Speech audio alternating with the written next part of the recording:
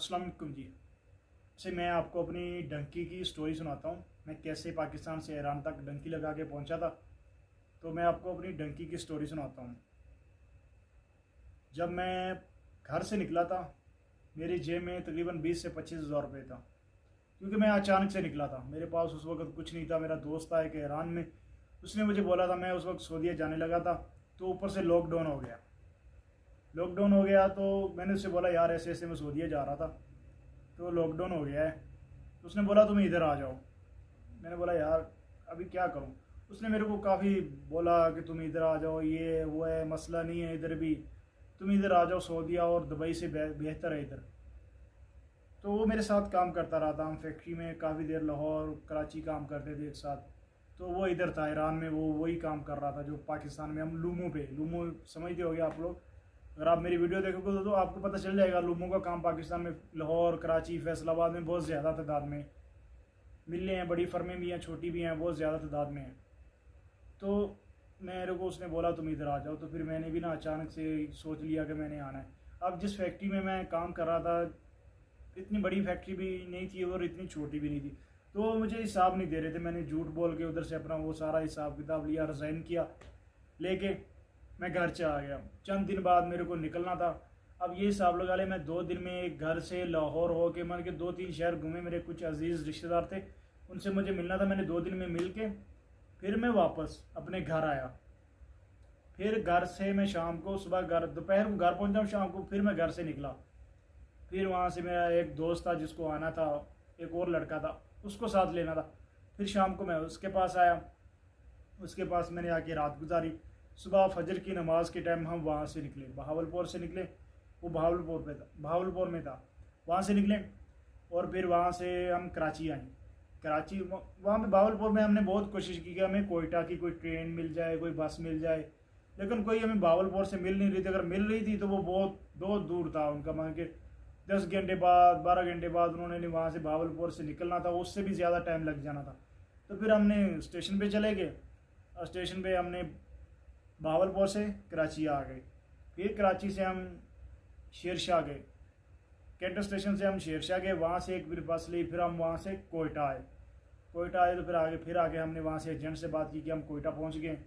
तो उसने हमें बोला कि अभी तुम वहाँ से एक रिक्शा लो। फिर उसने हमें एक होटल का नाम बताया। उसने बोला वहाँ पे चले जाओ, रात वहाँ पे गुजारो। तो होटल में चले जाओ, वहाँ पे जाके बुकिंग करा लेना, तुम्हारे को कमरा मिल जाएगा। हम होटल में गए, हमने एक रात के लिए कमरा बुकिंग करवाया। मैं और एक साथ में दोस्त था, कमरा बुक करवाया। हमने रात वहाँ पे गुजारी। थोड़ा थक भी गए थे, काफ़ी टाइम सफ़र में थे तो रिलैक्स हो गए, रात सोए। सुबह सुबह फिर उनका फ़ोन आ गया, भाई निकलो वहाँ से।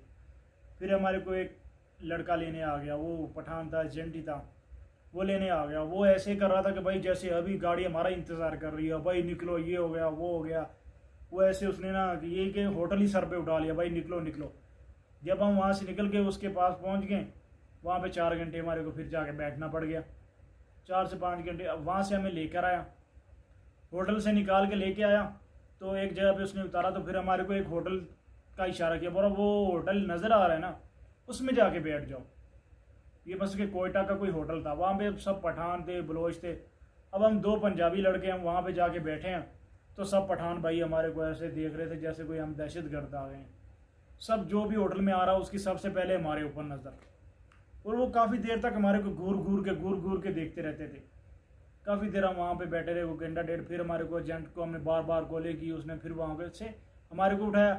फिर हमारे को लेके आ गया एक धोबी की दुकान थी, धोबी की दुकान पे लेके आ गया, वहाँ पे हमारे को बिठा दिया। फिर वो मैंने ट्राउज़र शर्ट पहना हुआ था, उसने बोला भाई ये क्या पहना हुआ तूने, शलवार कमीज़ निकाल वो पहन। अब मेरे पास तो शलवार कमीज़ थी नहीं, मेरे पास ट्राउज़र शर्ट थी या पैंट शर्ट थी। तो उसने बोला भाई शलवार कमीज़ पहन, ऐसी नहीं चलेगा। फिर उसने मेरे को बताया वहाँ पे वो सामने देख लंडे का लगे हुए हैं कपड़े, वहाँ से जाके तो शलवार कमीज़ ले ले। मैं वहाँ पे गया, मेरे को अब शलवार कमीज़ मिले मेरी, मैं गले में पहनूँ तो वो उसका वो मेरे पाँव तक जाए। अब शलवार पहनूँ तो वो मेरे सीने तक आए, इतना बड़ा वो शलवार कमीज़, वो बड़े बड़े। अब मेरे को कोई मेरी मैच की मिली ना, लेकिन मैंने लेके पहन ली क्योंकि अब मेरे को जाना तो था। मैंने लेके पहन ली। वहाँ इधर से घड़ूसे मार के बाजू लटका के ऊपर कोशिश की उसको मसलन के अपने जिस्म के मुताबिक सेट करने की, लेकिन वो नहीं हो रही थी। फिर भी मैं वहाँ से निकल गया। फिर हमारे को एजेंट वहाँ से एक रक्शे में बिठाया, खुद नहीं वो हमारे साथ बैठते, खुद वो दूर दूर ही रहते हैं। अच्छा, उसने रक्शे में बिठाया, हमारे को एक बस स्टैंड पे भेज दिया, बस स्टैंड पे भेजा। अभी बस स्टैंड में जाके वहाँ पे 3-4 घंटे बैठने पड़ गए हमारे को। अब 3 से 4 घंटे हो गए हैं बस स्टैंड पे बैठे बैठे बैठे बैठे। हमने पानी वगैरह कुछ खाने पीने के लिए ले लिया था, वो हमने वहाँ पे बैठे बैठे खा लिया।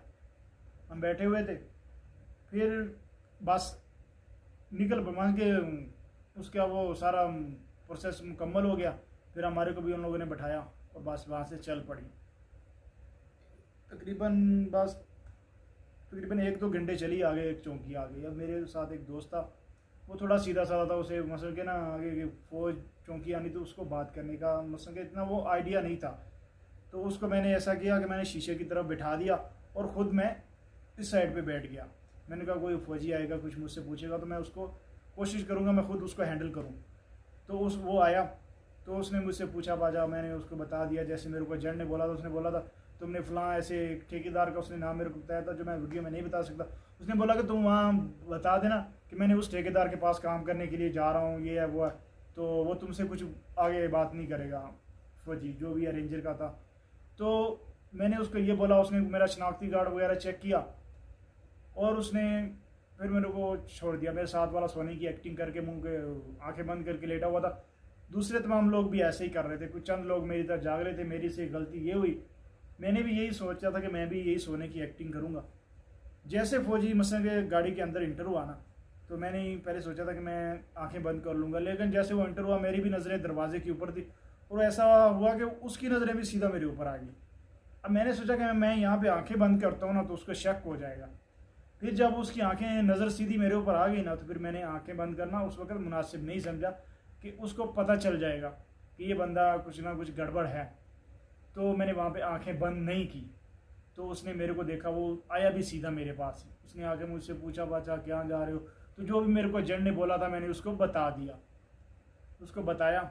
उसको बताने के बाद फिर वहाँ से मसलन के बस निकल गई आगे। फिर आगे की स्टोरी मैं आपको नेक्स्ट वीडियो में बताऊंगा, क्योंकि वीडियो लंबी हो जाएगी। इंशाल्लाह दूसरा वीडियो का पार्ट बनाऊंगा, उसमें भी बताऊंगा। अगर आपको मेरी स्टोरी अच्छी लगे तो मेरे चैनल को अली जोन को सब्सक्राइब कीजिएगा। इंशाल्लाह मैं मज़ीद आपके लिए वीडियो बनाऊंगा। यहाँ पे ईरान के जो ईरान में अनलीगल तरीके से लोग काम करते हैं उनकी भी इंटरव्यू करूँगा, कोशिश करूँगा उनकी इंटरव्यू करने के। वैसे बाहर भी घूमने फिरने के लिए जाते हैं, तो मुख्तलिफ़ शहरों में हम घूमने के लिए जाते हैं, तो वहाँ के भी मैं कोशिश करूँगा कि वीडियोस बना के ईरान के जो मुख्तलिफ़ मकामात हैं जो घूमने फिरने के लिए इन लोगों ने बनाए हुए हैं ईरान गवर्नमेंट ने, तो वो भी मैं कोशिश करूँगा उनकी भी वीडियो बना के इस चैनल पे अपलोड करूँ। तो आपसे गुजारिश यही है कि चैनल को सब्सक्राइब करें। और अगर आप कुछ भी पूछना चाहते हैं वीडियो के बाद या ईरान के बारे में या कैसे आए हैं, तो भी पूछना चाहते हैं ईरान के बारे में या मैं कैसे आया, सब कुछ जो भी पूछना चाहते हैं आप कमेंट्स करें वीडियो के नीचे, तो मैं इंशाल्लाह आपको जवाब ज़रूर दूँगा। अल्लाह हाफिज़, इंशाल्लाह मिलेंगे नेक्स्ट वीडियो में।